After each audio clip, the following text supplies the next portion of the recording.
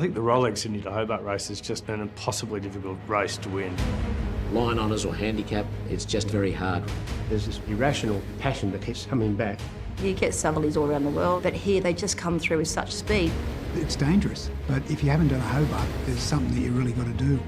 The race is actually in the hearts and the minds of the general public. People often ask you, how many Hobarts have you done? It's really part of the fabric of Australia. Circumstances can decide the winner, and you just might be the last man standing.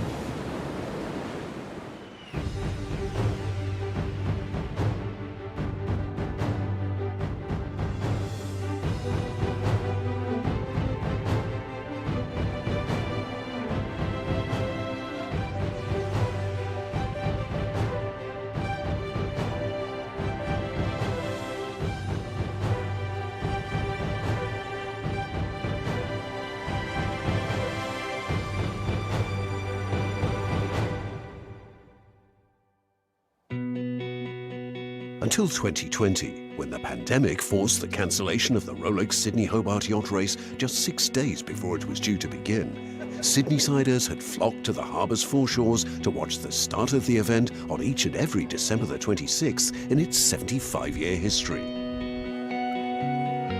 That a determined and diverse fleet of nearly 90 boats has reassembled a year later is a source of pride for race organisers, the Royal Yacht Club of Tasmania, and in Sydney, the Cruising Yacht Club of Australia. The cancellation of the race last year was devastating. To get so close and not get there in the end was just an experience none of us ever want to have again. That's what makes us all so excited. I feel confident that we've got a race this year and really looking forward to seeing it happen.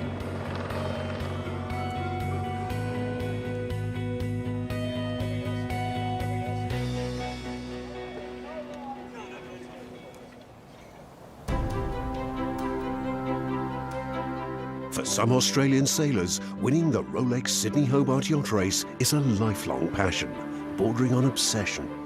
For Sydney-sider David Witt, skipper of SHK's Scallywag 100, it's an ambition nurtured for the whole of his professional career. Growing up in Sydney, growing up in Cronulla, I watched it as a little kid and got enthralled with it as a 10-year-old and always wanted to be part of it, and now I find myself doing my 25th, so just can't seem to find anything better to do on Boxing Day.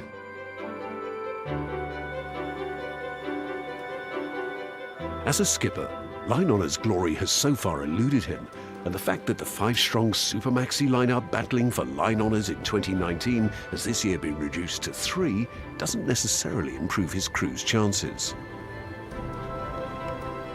There's so many variables in the race, and there's also so many things that can go wrong, especially with these 100-footers for line honours, because any downtime, the speed difference is 10 knots. And you have a problem for 30 minutes, you lose 5 mile. It's certainly never over till you get across the finish line in this race, that's for sure.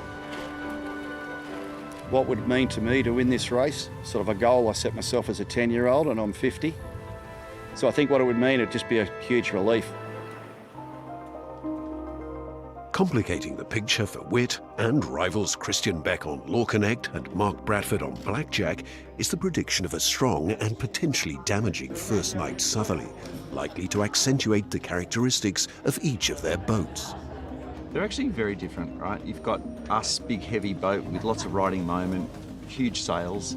You've got Blackjack, very light boat with not so much riding moment, very sleek through the water. And you've got Scallywag a bit in the middle. I think the reality is the first day favour us hugely. The second day is not ideal for us. We're probably going to look great on the first day. How we fare on the second is very hard to predict. It's not snakes and ladders, but it's the hare and the tortoise, I think, will be what this one's about.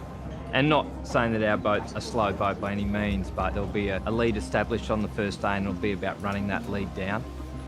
But if these 3 boats make it through that first night, we could potentially have a good result out of these boats in the overall. To win overall and take home the distinctive Tattersall Cup, they'll first have to see off current holders Itchy Barn. Returning to defend their title, a feat no crew has achieved since Freya's in 1965, Matt Allen's team is now gunning for a 3rd win, having also swept all before them in 2017. It's really hard to assess whether we can go and win the race again. We're really confident in the boat and the crew, but you do need those elements of luck to be in the right size range. To win 3 times with this boat would be an incredible achievement. We don't put any extra pressure on ourselves. We just go there to do our best, let the boat perform, we'll roll the dice, see how we go. After leaving the colour and clamour of Sydney Harbour, the race route takes the fleet south down the coast of New South Wales, past Green Cape and out into the notoriously unpredictable Bass Strait. The eastern coast of Tasmania can also be difficult, and once past Tasman Island, the fleet still has Storm Bay to negotiate, followed by the fickle breezes of the Derwent River, a total of 628 nautical miles. Race day returns, and 88 boats assemble in the starting area. Ahead of them, a freshening southeasterly breeze to help them on their way. Beyond that, a challenging 36 hours that will test their teamwork and tenacity to the very limit. Away they go, racing in the 76th Rolex. Sydney Hobart, the great race south is on. 628 nautical miles to Hobart. The Maxis make a blistering start at the far end of the line, flanked by a spectator fleet relishing the proximity to the action. What a sight. There's the 4 start lines, one of the great sights in the world of yachting. It's not long before the leaders are climbing through the gears, up to 15 knots, 18 knots and beyond. And look at those Maxis down the western side of the harbour, charging away. And the Scallywag's just got his nose in front. Reaching the first of the 2 turning marks takes just a few minutes in the stiffening 15-knot breeze. Sydney Harbour again abuzz with movement, energy and noise. Here's the first turning mark. This is going to be very interesting. So David Witt wins the honours to the heads. On leaving the harbour, the leaders turn into strong southerly headwinds and the really hard work begins.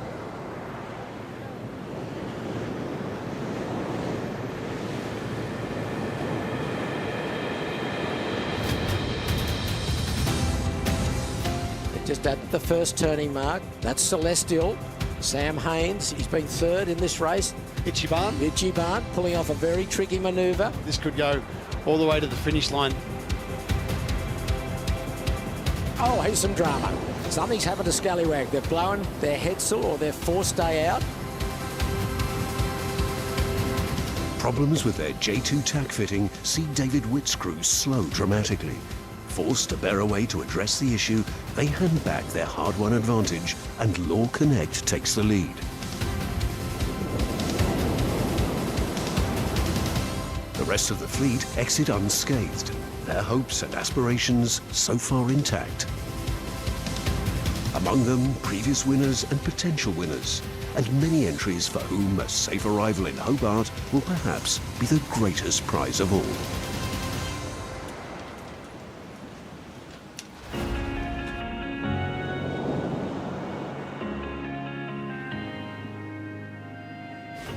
For the first time, the race this year includes a separate division for two-handed entries. Although not eligible for the overall title, it promises to be highly competitive and includes Michael and Matty Bell on Kai Mai, a father and son team with very different skill sets. An event-winning surf ski competitor, Matty's sailing experience is largely confined to skiff and dinghy racing, and he's taking part in the race for the first time. He's also a personal fitness instructor, with Michael, an 11-race veteran, now among his most committed clients. I believe the father-son dynamic will help us a lot. We both work well off each other. I spend a lot of time with him training in the gym or on the boat, so we both know our tactics and how we want to do it. Couple more pulls all the way in. I first started 18 months ago with Matt, and he adapted a program that complemented the things that I'm physically going to have to do at my tender age. All right, when you're ready, let's go again. Yeah. If we can finish in the top half of this year's Rolex Sydney to Hobart Yacht Race, I'll be very, very happy. If we can get a podium finish, I'll be over the moon.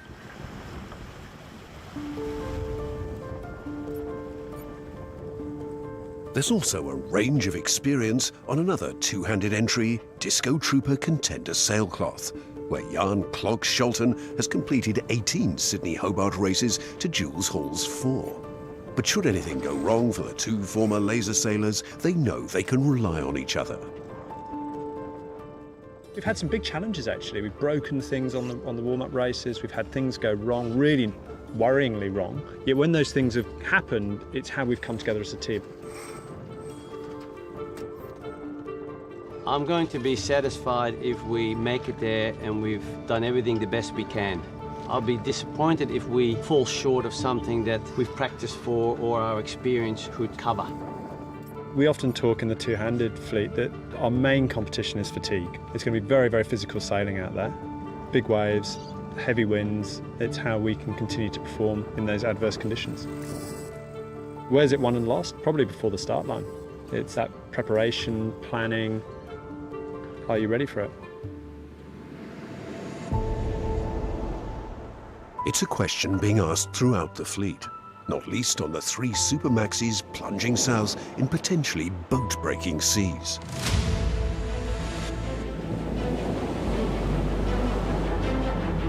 David Witt's crew on SHK Scallywag 100 have staged an impressive recovery, repairing the damaged deck fitting that forced them to deploy their Stormsalt.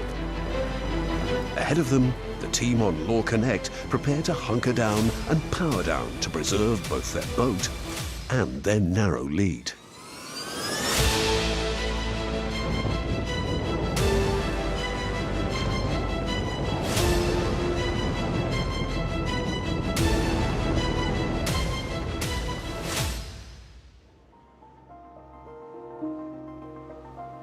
This Rolex Sydney Hobart yacht race is a great adventure, and what we're seeing today is the reason why this is such a challenge. The first night southerly takes a heavy toll. By the afternoon of day 2, it's confirmed in Hobart that over a third of the fleet has been forced to retire. This feels more like a traditional Hobart. The last time we had 25 or 30 boats retire was 2015. The 58 yachts that are out there now are hunkered in, they're going hard and they're really looking forward to getting down here. The force of the first night conditions are felt throughout the fleet, including the group of TP52s emerging as leading contenders in the battle for the overall title. Last night was a really brutal night. Quite big seas, 30 knots of breeze, and rain. It rained almost all night. It was pretty brutal on the crew and brutal on the boat. We just kept on trucking along during the night, so we're closing the gap. I think we're running third on the overall standings. There's contrasting fortunes in the two-handed division, where Jules Hall and Jan Scholten have survived the night unscathed. So day 2, we are 75 miles offshore. Pretty bumpy last night. We've lost the forepeak door. We had a big squall at 5 o'clock last night. That came through about 36 knots. 125. Oh, get in there. This sounds like the left-hander we've been looking for.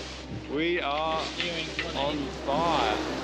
On father and son entry Kai Mai, the mood is less upbeat. Heading into last night, as that 30 knots suddenly kicked in, tried to do our best to push through it, had to reduce sail. Early hours of the morning, a bit of illness kicked in.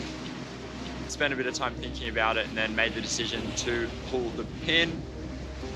In the process of that, discovered that we had a rope around our rudder and around our propeller, so unable to start the engine to motor back to Sydney.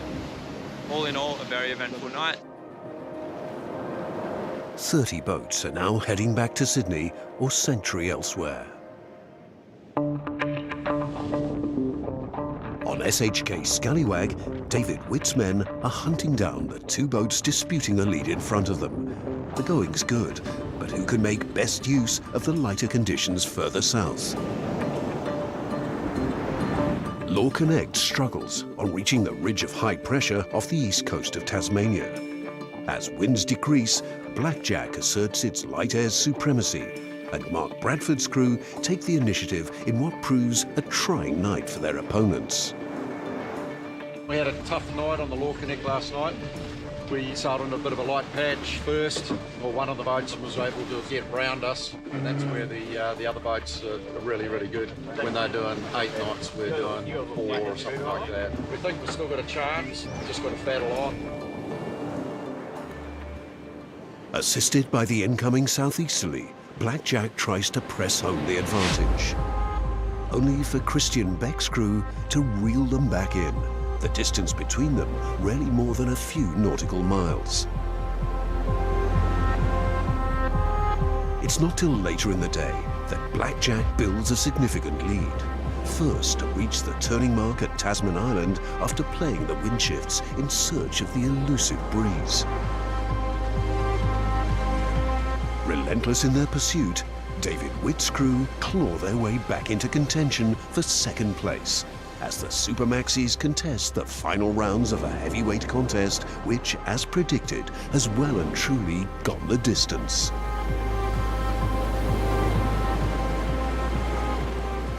In the hours that follow, the breeze falls away, but once established, Blackjack's lead does not.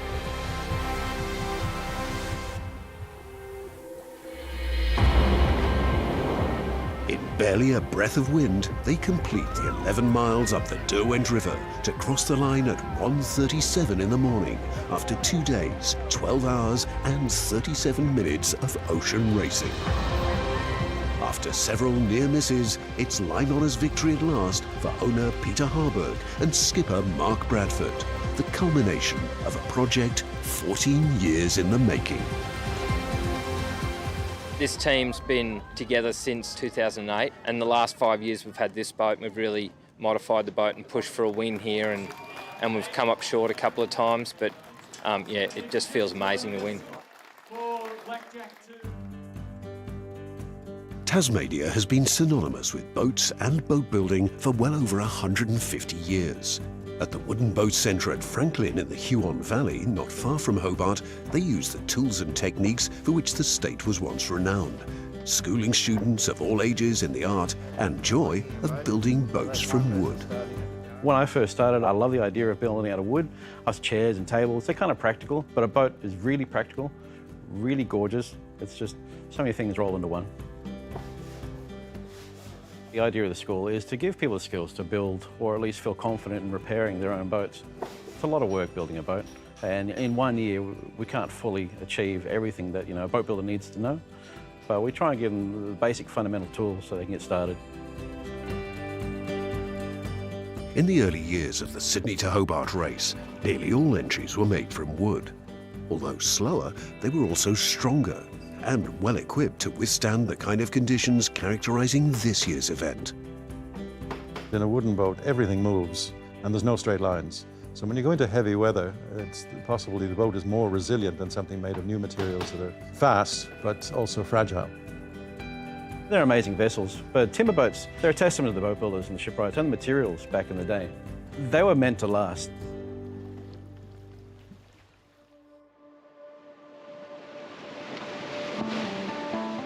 So the race of many races continues. How's it feel? Awesome. This is what we've been training for. We are making time. After a tough night in which they lost ground to their rivals, Jules Hall and Jan Scholten are back in the hunt for the lead in the two-handed division. Oh, look at this. 2 sails. Fast. Ahead of them, the race for the overall title is reaching a critical stage. Still favoured as likely contenders are the TP-52s, where a tight tactical battle is being waged down the east coast of Tasmania, dominated by Celestial and Itchy Barn.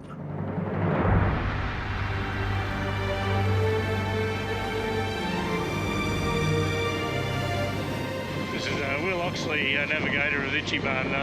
Will, where are we and what's happening? We're about 6 miles from Tasman Island, in close proximity with Celestial, just behind. It's been a pretty tough and tricky race so far, but here's hoping the next 42 miles goes well. On the approach to Cape Row, Itchy Barn still holds a narrow lead on the water, but trails Celestial on corrected time. Experienced and well-resourced, Matt Allen's crew are not about to relinquish their title without a fight. Sam Haynes' team on Celestial has sailed a brilliant race to stay in touch. If they can negotiate Storm Bay and the Derwent River without mishap, a first overall race victory is potentially within their grasp. In 2018, closing in on another podium finish, Ichiban's challenge faltered in dying breeze on the Derwent River. This time, a shortage of breeze is not the issue. Only the proximity of Celestial, barely 400 metres behind them at one stage, in what has become an enduring and absorbing match race. Neither is the tussle between the two concluded when they cross the finish line. Celestial just ahead on corrected time. Got them on time. I don't know exactly the standings, but at this stage I believe that we're sort of like the leaders in the clubhouse. On arrival, the defending champions joined the protest lodged by the race committee against Celestial for failing to maintain a listening radio watch. This had become apparent when a personal locator beacon on Celestial was activated accidentally and her crew could not be contacted for 90 minutes. The double protest is upheld by the international jury and a discretionary penalty of 40 minutes is added to Celestial's finish time and 3 minutes deducted from Ichiban's.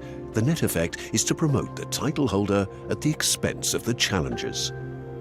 I do respect the decision. At this time, I can't tell you how devastating it is to end up being not able to claim potentially a prize that we were so close to getting.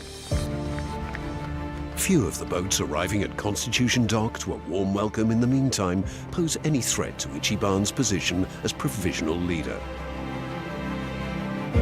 One that does is Shane Kern's JBay 6 Azuro. From a similar position at the top of the leaderboard in 2015, she ended up third when the breeze died on the Derwent River. This time, the wind gods are no kinder.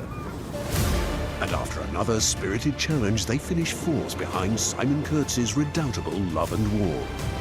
With their dramatic victory, Ichiban joins Love and War and Freya as the only three-time winners of the Tattersall Cup. It's amazing to be part of the history and the fabric of the Rolex Sydney to Hobart race with a back-to-back win. I mean, we're just so elated, the crew's so elated. This year's race was an incredibly difficult race, probably the hardest on the boats and the crew that we've seen for many years.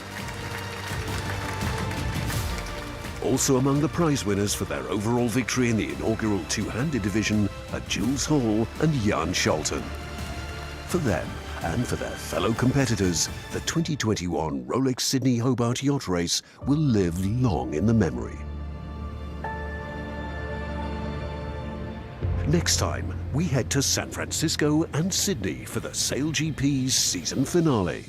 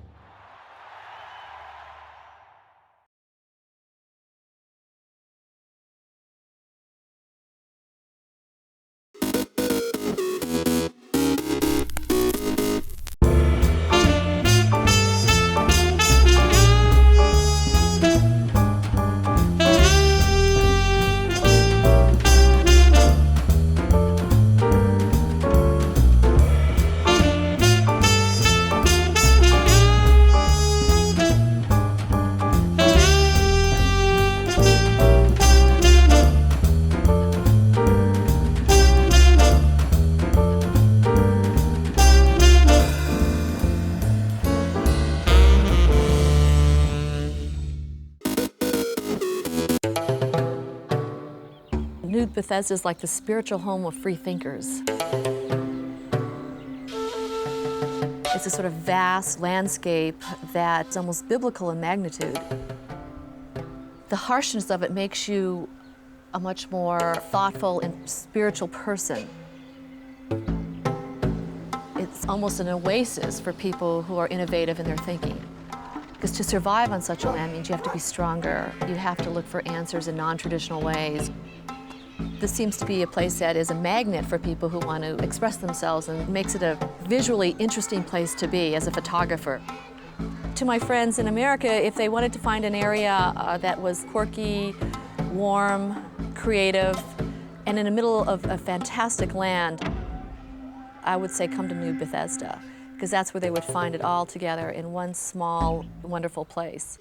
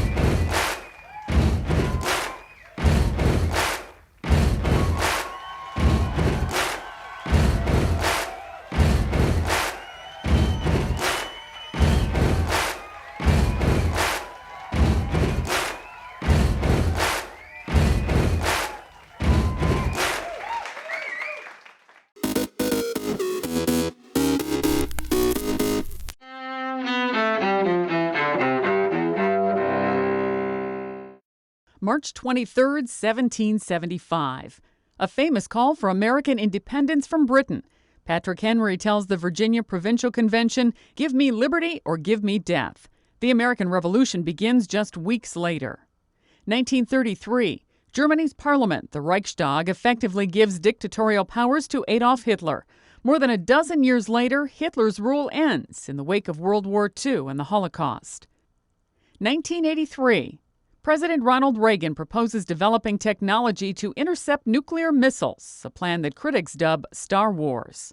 I call upon the scientific community in our country, those who gave us nuclear weapons, to turn their great talents now to the cause of mankind and world peace, to give us the means of rendering these nuclear weapons impotent and obsolete. 2001. Russia's orbiting Mir space station ends its 15-year odyssey with a fiery plunge into the South Pacific. And 1998.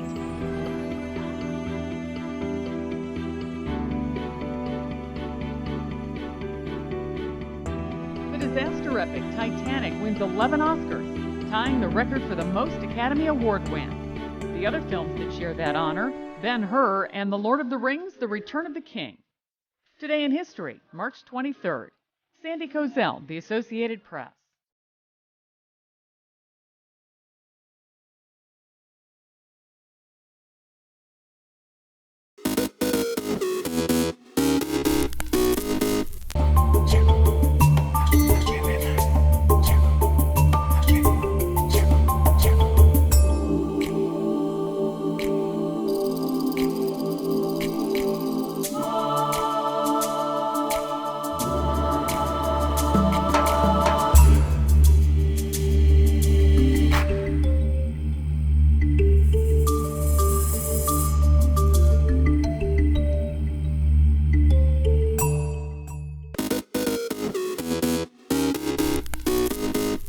Welcome back in our studio, and in today's news,